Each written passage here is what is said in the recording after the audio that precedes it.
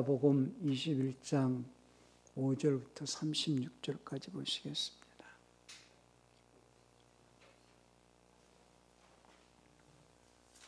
어떤 사람들이 성전을 가리켜 그 미석과 건물로 꾸민 것을 말하며 예수께서 가라사대 너희 보는 이것들이 날이 이르면 돌 하나도 돌 위에 남지 않고 다 무너뜨리우리라.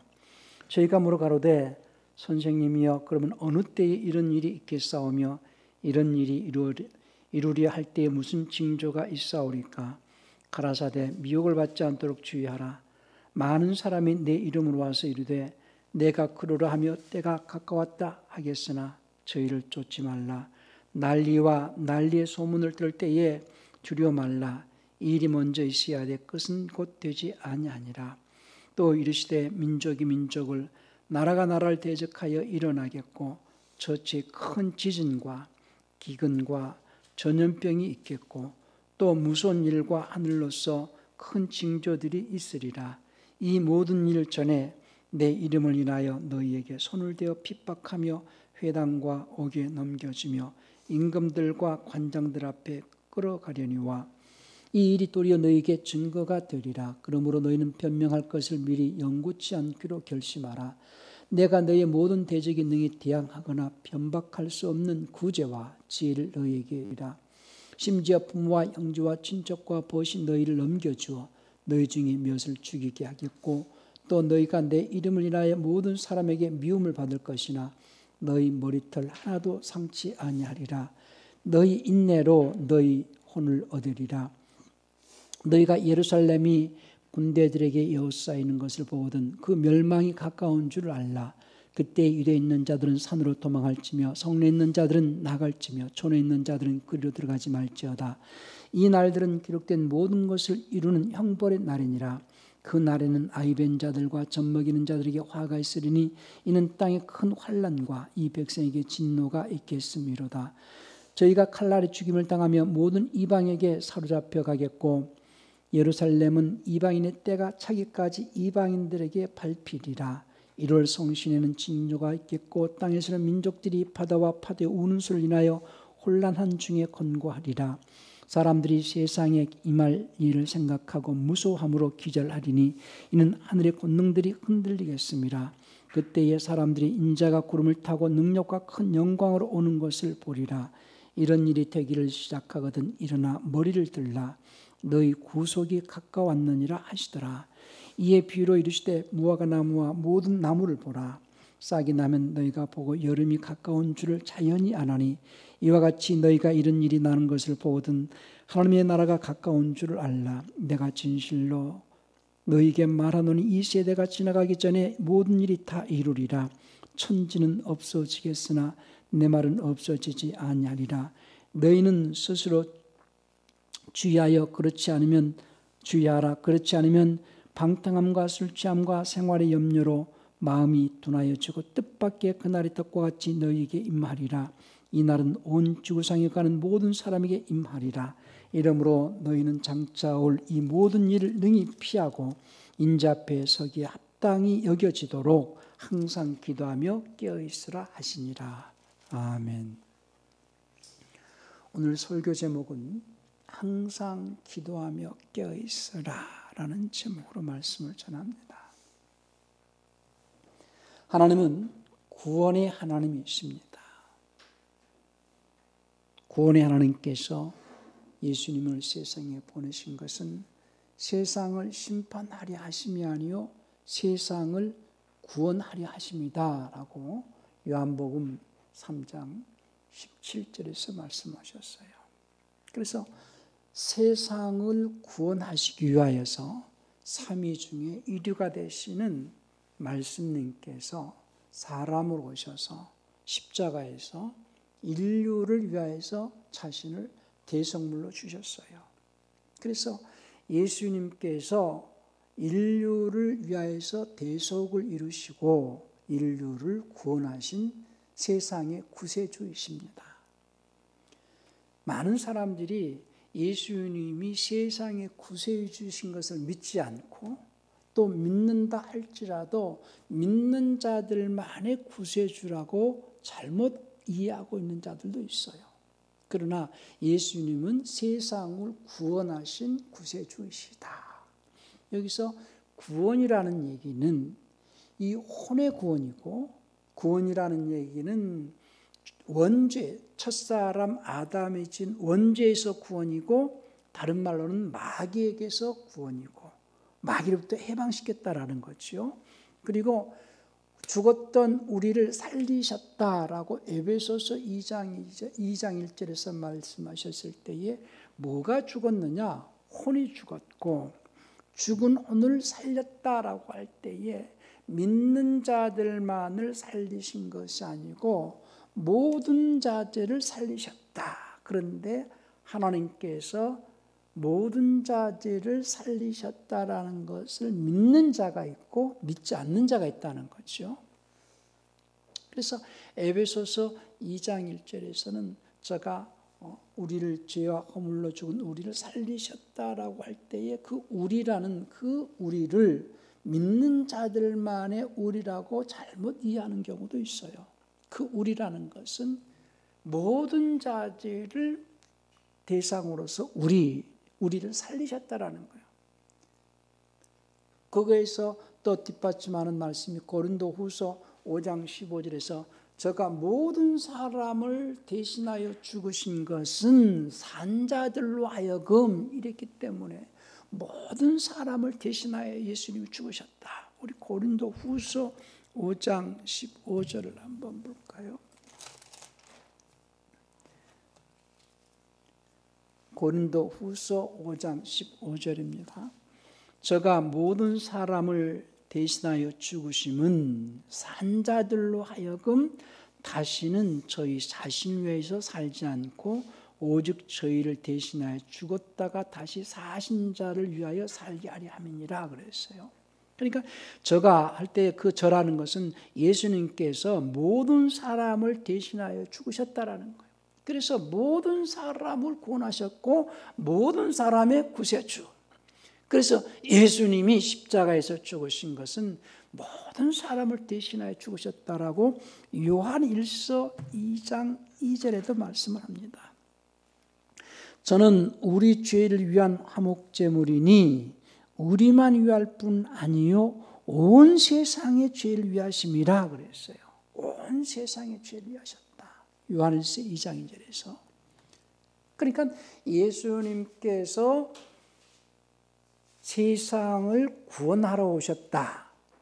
요한복음 3장 17절에서 하나님이 그 아들을 세상에 보내신 것은 세상을 심판하려 하심이 아니요 그로 말미암아 세상이 구원을 받게 하려 하십니다 할 때에 하나님은 어떤 특별한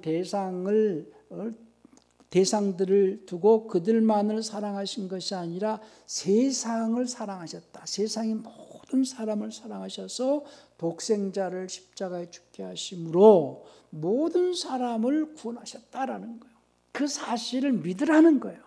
그 사실을 믿는 자들을 하나님께서는 의롭다 하시고, 그래서 이제 신학적으로는 칭의라고 말하는 건데요. 그러니까 예수님이 인류를 구원하신 구세주시며 예수님이 하나님의 아들이신 것을 믿는 자들을 하나님께서는 의롭다 칭하시고, 의롭다 칭하신 그들에게 이제 살리셨으니 모든 사람들을 살리신 하나님께서 그 산자들을, 그 산자라는 것을 믿고 산자인 것을 알고 산자들에게 또 하나님께서 부르셔가지고 생명을 주시고자 부르신다는 것을 알고 나온 자들이 이제 교인들이거든요. 교회거든요. 그러니까 세상의 모든 사람들을 살려놓으시고, 그러니까 많은 사람들이 하나님 오해하는 것 중에 하나가 하나님은 조건부 하나님이라고 잘못 전하는 자들이 많아요. 예수를 믿어야 구원을 시켜주신다.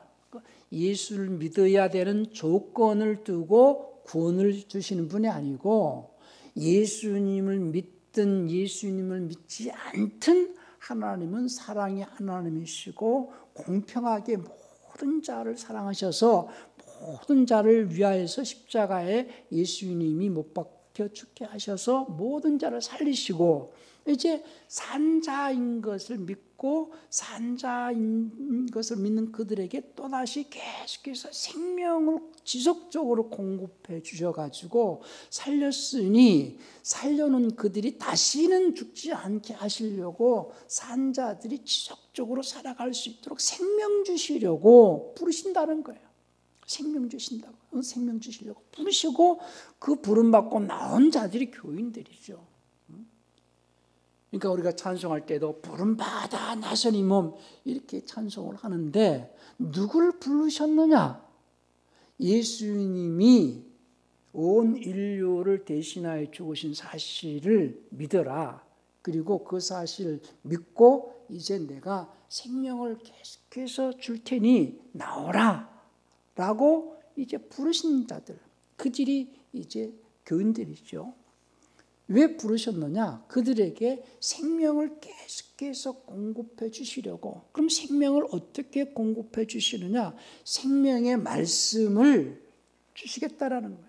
그래서 주일을 주님이 부활하신 날 모여가지고 이제 설교자를 통하여서 생명의 말씀을 주시면 그 생명의 말씀을 마음으로 받아가지고 그 말씀을 쫓아서 한 주간 살아내는 것이 예배고 그 한 주간 그 말씀을 쫓아 살아내는 자에게는 성신님께서 역사하셔서 성신님께서 생명의 영을 부어주신다는 거예요. 생명의 영을 선물로 주신다는 거예요. 그 생명의 영이 우리 안에 임재하셔서 그 생명의 영으로 인도받는 생활이 신앙생활이다.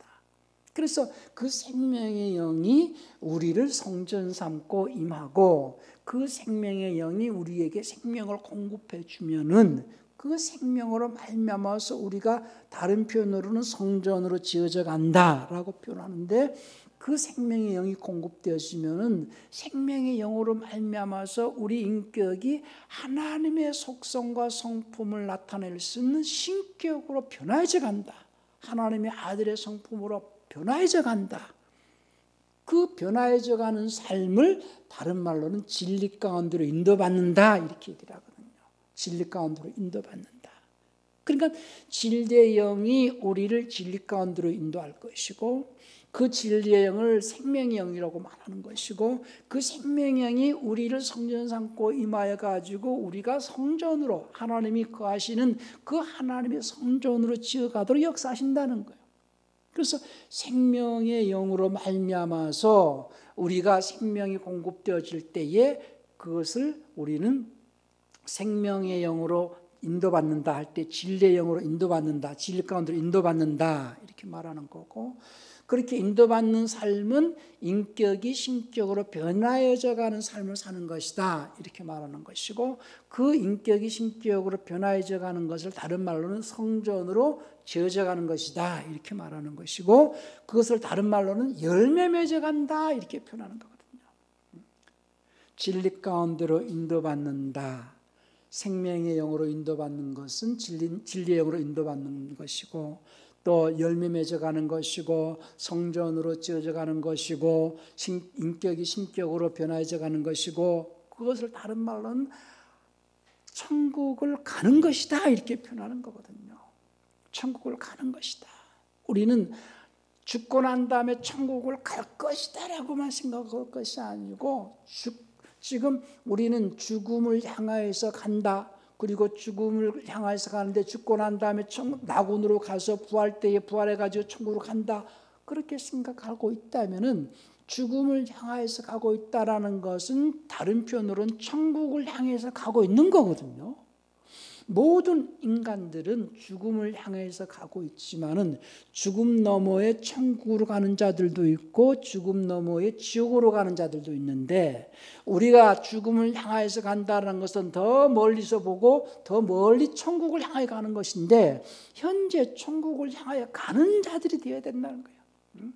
죽고 난 다음에 천국을 갈 거다 이렇게 생각하면 안 되고 지금 현재 내가 죽음을 향해서 가고 있다면 죽음 너머에 천국을 향해 가고 있는 천국을 가는 중이어야 된다는 거예요. 천국 가는 삶을 살고 있어야 되는가. 그것을 다른 편으로는 오늘 주님께서 너희가 천국 가는 삶을 사는 자들에게 주님 다시 경고를 하시고 깨우쳐 주시고자 하신 말씀은 내가 속히 올 텐데 너희가 내가 올 때에 내 앞에 설 수 있도록 너희가 내 앞에 설 수 있는 자가 되어지는지 너희가 내 앞에 서기 합당한 자로 여겨질 수 있는지를 돌아보라는 거거든요. 너희가 인자가 올 때에 인자 앞에 서기 합당한 자가 될 수 있는지를 돌아보라는 거예요. 오늘 중요한 것은 지금 36절 말씀이거든요. 근데 개역성경은 그 내용을 조금 살짝 바꿔놔 버렸어요. 36절을 한번 볼까요? 이러므로 너희는 장차 올 이 모든 일을 능히 피하고 인자 앞에 서도록 항상 기도하며 깨어있으라 이렇게 되어 있는데요. 정확하게 킹제임스에서는 그러므로 너희가 앞으로 일어날 이 모든 일을 피하고 사람의 아들 곧 인자 앞에 서기에 합당한 자로 여겨지도록 합당한 자로 인자 앞에 서기에 합당한 자로 여겨지도록 항상 기도하며 깨어있으라. 그러니까 우리의 신앙생활은요, 주님 앞에 서기에 합당한 자로 여김을 받을 수 있는지 자기를 돌아볼 수 있어야 된다는 거예요. 제가 그래서 우리 교인들에게 늘 잊지 말고 인지하고 있어야 될, 인지하고 삶 속에서 인지해야 될 것은 세 가지를 인지하고 있어라. 사람들은 예수를 안 믿는 자들은 늘 이제 노년에 어떻게 내가 살아갈 것인지 100세 시대에 내가 노년을 어떻게 건강하게 행복하게 살 것인지 그런 계산을 하면서 삶의 경점이 어느 경점쯤에 와 있고 자기가 어느 경점쯤에 와 있기 때문에 남은 삶을 내가 어떻게 살아가야 할 것인지에 대한 계산을 늘 하고 삽니다. 그러니까 그것은 세상 사람들이 하는 계산이에요. 세상 사람들은 내가 이제 내 나이가 어느 나이가 되었고 내가 이제 100세 시대를 위하여서 내가 이제 노후에는 어떻게 살 것이고 어떤 계획 속에서 살 것이고 이렇게 자기가 자기 삶의 경점을 생각하면서 살지만은 신앙인은 주님 앞에 설 것을 생각하고 주님이 인류의 역사를 진행해 가시는 그 하나님께서 지금 어느 경점만큼 역사가 진행되어져 있고 주님이 오실 날이 가까이 왔구나. 주님이 속히 오시겠다라고 말씀하셨는데 주님이 오실 때에는 이러이러한 징조가 있을 것이다. 그러니 지금 우리는 주님이 속히 오시겠구나라는 역사의 경점을 늘 깨어서 기억하고 있어야 됩니다. 그래서 지금 오늘 주님께서 21장 10절에서도 말씀하시기를 민족이 민족을 나라가 나라를 대적하여 일어나겠고 저치 큰 지진과 기근과 전염병이 있겠고 또 무서운 일과 하늘로서 큰 징조들이 있으리라 그랬어요. 가끔 유튜브에 보면은요 하늘에서 구름이 이상한 어떤 징조들을 많이 보여주는 어떤 유튜브도 올라와 있고요. 지금 제가 볼 때는 우크라이나 전쟁은 이건 3차 대전의 저는 시작점이라고 생각을 해요. 지금 계속 나토하고 소련하고 지금 러시아하고 지금 계속 이렇게 부딪히고 있고 중국하고 또 미국하고도 뭐 이렇게 분위기가 안 좋아지고 있고 우리나라 같은 경우는 좀 그 이북에 있는 김정은이가 핵을 준비하고 있고 여러 가지 그 전쟁의 어떤 전운이 돌고 있는 시대에 살고 있거든요. 실질적으로 지금 우크라이나에서는 전쟁이 일어나고 있고 이번에 터키에서 튀르키예라고 그러죠. 튀르키예. 과거에 우리는 터키 했기 때문에 튀르키예라고 그러면 좀 우리 세대엔 잘 이해를 튀르키예가 어딘가 이렇게 생각하는 사람도 있는데요. 터키를 말하는데요. 큰 지진이 났잖아요. 시리아 쪽하고. 이제 그 판이 그 지진의 판이 계속해서 이제 일본 쪽으로도 이제 일본도 앞으로 30년에 큰 지진이 일어난다는 거예요. 그러니까 저체 지진도 있겠고 또 그로 인해서 기근도 생기고 지금 굶어 죽는 자들도 많잖아요. 아프리카 같은 경우에는. 그리고 또 전염병이 아직도 지금 물론 코로나 팬데믹이 어느 정도 뭔가 이렇게 잠잠해지는 것 같지만 또 변형이 또 일어날 거예요. 지금 과거에보다는 우리가 뭐 우리 청년 때나 우리 성장했을 때보다는 지금은요 세상이 여러 가지로 참 어수선한 그런 시대에 우리는 살고 있거든요. 그러니까 시대적 경점이 주님이 오실 때가 가까이 왔구나. 그리스도인으로서 주님이 역사를 진행해 나가시는 과정에서 지금 주님께서 오시겠다라고 말씀하시면서 내가 오기 전에 이러이러한 징조가 있을 것이다 라고 여러 가지 지금 사인을 보내고 계신 이때에 지금 우리는 100세 시대의 노년에 어떻게 잘 살까 이걸 생각하기 전에 주님 앞에 설 때에 주님 앞에 설기에 합당한 자로서 내가 주님 앞에 서기 합당한 자로 여겨질 수 있는지 자기 믿음의 경점을 늘 점검을 하라는 거예요. 믿음의 경점. 그래서 첫째는 세상 사람들은 삶의 경점. 그래서 내 나이가 언제 얼마나 됐고 이제 내가 은퇴를 하고 난 다음에는 어떻게 살 것인가에 대한 삶의 경점을 두고 늘 계산을 하지만 그리스도인들은 시대적 경점을 늘 기억하시고 주님이 속히 오실 것이다 라는 것을 늘 기억하시고 그러면 우리는 주님 앞에 설 때에 주님 앞에 서기에 합당한 자로 여김을 받을 수 있는지 자신의 믿음의 경점을 늘 돌아보라는 거예요. 믿음을 돌아보고 믿음을 확인하고 진실로 주님께서 말씀하신 그 말씀의 기초에서 살아내고 있는지 내 삶은 지금 하나님의 성품을 나타내고 하나님의 속성을 드러낼 수 있고 아버지 하나님을 드러내고 보여줄 수 있는 삶을 살고 있는지를 항상 자기를 돌아보면서 살아가는 자들이 그리스도인이라는 거예요. 사람들은 내 재산이 지금 얼마쯤 되어지고 내가 앞으로 뭔가 집을 사고 그리고 이제 노년에 여행을 다니고 이런 계산을 많이 하겠지만은 그리스도인은 늘 주님이 어느 경점 주님이 오시는 시대가 이제 다 가까이 왔구나 이걸 생각하면서 제일 중요한 것은 앞으로 내가 어떻게 할 것이다 이런 생각보다도 지금 내 모습, 이 모습이 내 수준이에요. 어제는 이랬고 내일은 이렇게 할 것이다 그런 계산하지 마시고 오늘 최선을 다해서 사는 거예요. 항상 우리는 오늘 삽니다. 항상 지금 그런 우스갯소리가 있어요. 금 중에서 가장 귀한 금이 18금이냐 24금이냐 99금이냐 아니 지금이 제일 귀하다라는 거예요. 지금 항상 우리는 지금 살고 현재 그러니까 삶이라는 것은 영원한 현재 살고 있다. 육체를 입고 현재 살고 있지만 언젠가 육체를 벗고서 영의 몸을 입고 살 때도 그때는 현재일 것이고 영원한 현재 살고 있다. 어제는 지나간 오늘이고 내일은 다가올 오늘일 뿐이에요. 나는 항상 오늘 살고 있어요. 오늘의 내 모습 이 모습이 주님 앞에서 서기에 합당한 자로 여김받을 수 있는 모습인지 그러니까 과거 자랑할 것도 없고 앞으로 나눴던 꿈이 있어야 되겠지만은 꿈을 두고 우리가 살아가지만 우리의 꿈은 한 가지입니다.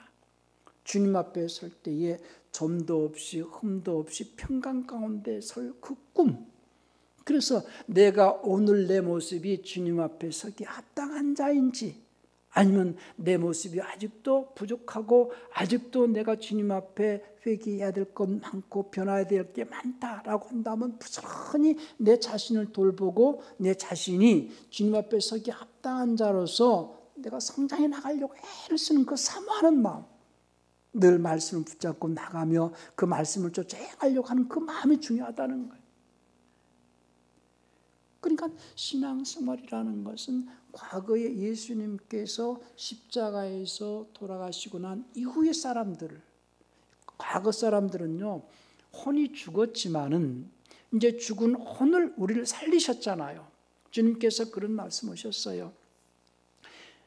어떤 사람들은요, 예수님께서 십자가에서 돌아가시기 전에 에녹도 구원받았고 뭐 아브라함도 구원받았고 뭐 노아도 구원받았고 그렇게 생각을 하지만은요, 예수님이 십자가에서 돌아가시기 전에는, 그 전에는, 예수님이 오시기 전에는 그 누구도 구원받은 자가 없어요.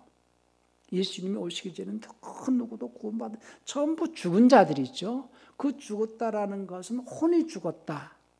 그래서 구약의 성경은, 구약의 내용은 육체의 예법으로서 육체가 잘 되게끔 주신 명령이지만서도 그 육체 안에 혼이 잘 되도록 하기 위하여서 육체 안에 그 혼에 대한 것을 깨우치게 하기 위한 것이 구약이라면은, 신약의 내용은 그 육체 안에 있는 혼에 대해서 직접적으로 얘기를 하는 부분이 많거든요.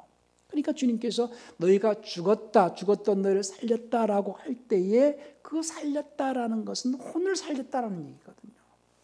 죽은 자들이 아질의 음성을 들을 때가 오나니 곧 이때라 할 때 그 죽은 자들은 혼이 죽은 자들을 말하는 것이고요. 나를 믿는 자는 죽어도 살겠고 살아서 나를 믿는 자는 영원히 죽지 않는다라는 말도 혼이 죽었던 자들은 살겠고 이제 예수님이 살린 그 혼들은 영원히 죽지 않는다, 이런 말씀을 하는 것이고요. 예수님께서 어떤 제자에게 내가 우리 부친을 장사하고 내가 주님을 따르겠나이다 라고 할 때 죽은 자는 죽은 자들에게 맡기고 너는 나를 따르라 할 때 그 앞에 죽은 자는 할 때 육신적으로 죽었지만은 죽은 자들에게 맡기고 할 때 그 혼이 죽은 자들을 말하는 것이고, 이런 개념이 잡혀야지 우리 신앙생활이 죽었다 살았다 이런 것도 이해가 될 것이고, 우리가 주님 앞에 설 때에 합당한 자로 여김을 받을 수 있도록 준비하는 자들은 혼이, 어떤 자가 주님 앞에 서기 합당한 자인가? 혼이 깨끗한 자. 혼이 깨끗하다라는 얘기는 그 혼이 인격이 신격화되어진 자, 쉽게 해서 그 마음과 생각이 하나님의 성품을 나타내기 합당한 자인지 아닌지 그거를 점검하라는 거예요.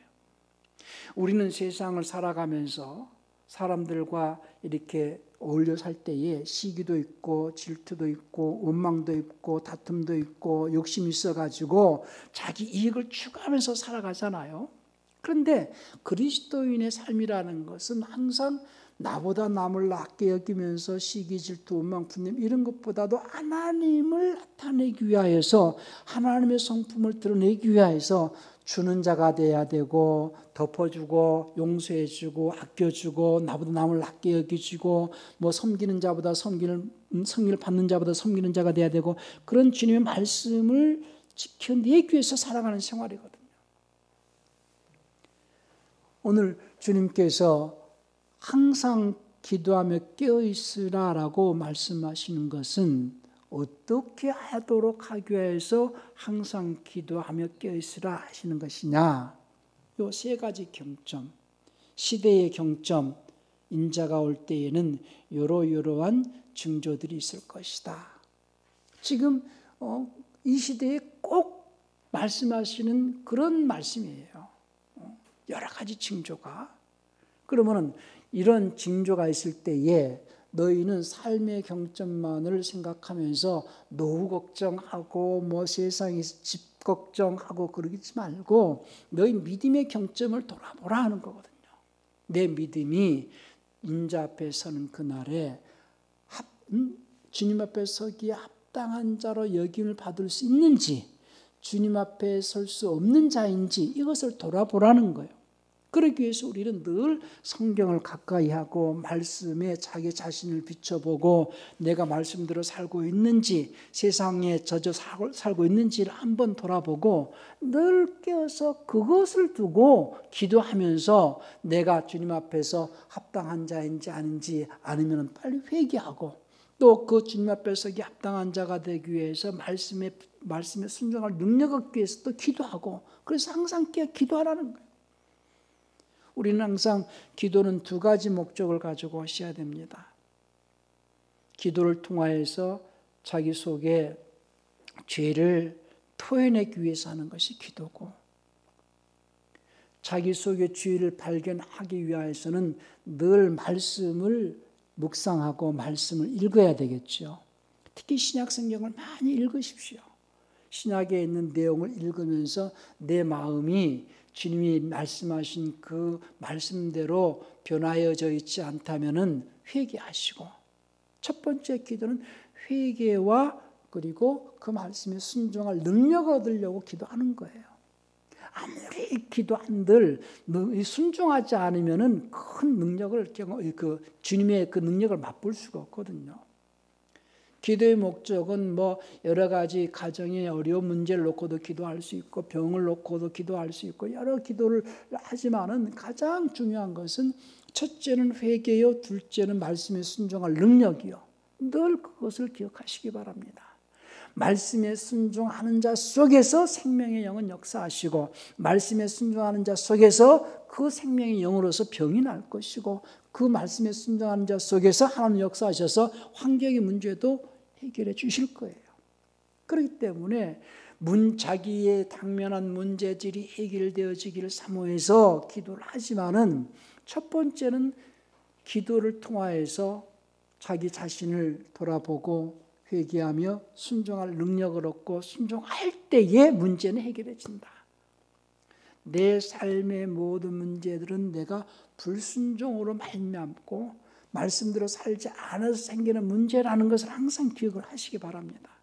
그래서 항상 깨어 기도하라, 항상 기도하며 깨어 있으라 하신 것은, 항상 기도하며 깨어 있으라는 것은 첫 번째는 세 가지 경점을 기억하실 것이고, 두 번째는 기도하는 것은 회개를 위하여서 기도를 통해서 회개를 통해서 자기를 깨끗하게 하려고 기도할 것이고, 그리고 순종할 능력 얻기 위해서 기도하시고, 그래서 자기 믿음의 경점을 돌아봐서 주님 앞에 서기 합당한 자가 되어지도록, 주님 앞에 서기 합당히 여김을 받을 수 있도록 늘 자기를 돌아보면서 항상 기도할 수 있는 그런 신앙인들이 되시길 바랍니다.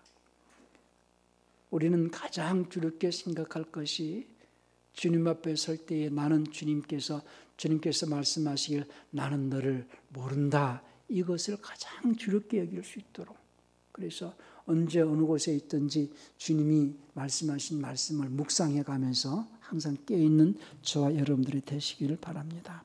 우리 시간 기도하실 때에 주님 앞에 서는 그날에 주님 앞에 서기 합당한 자로 여김받을 수 있는 자가 되도록 깨어있기를 원합니다.